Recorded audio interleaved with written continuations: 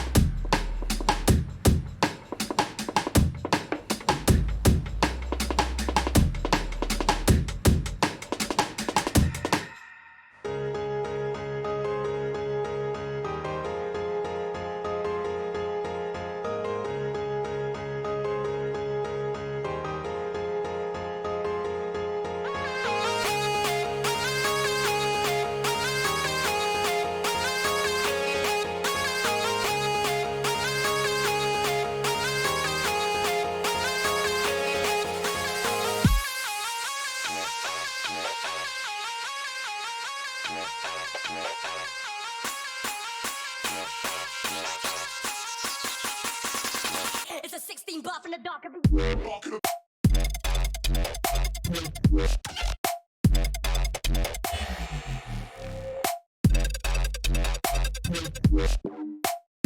It's a 16 buff in the dark.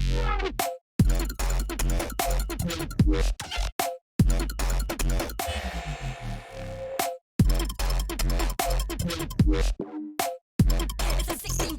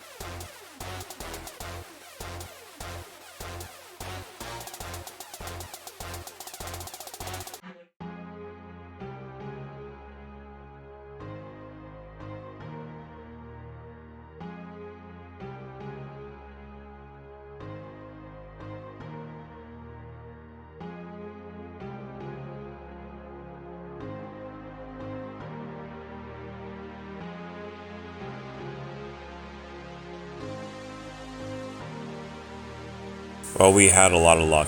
Sometimes you'll be sitting there and there will be no manta rays.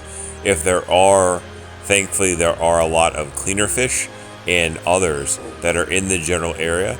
Your guide will probably bring a banana or something like that to feed them.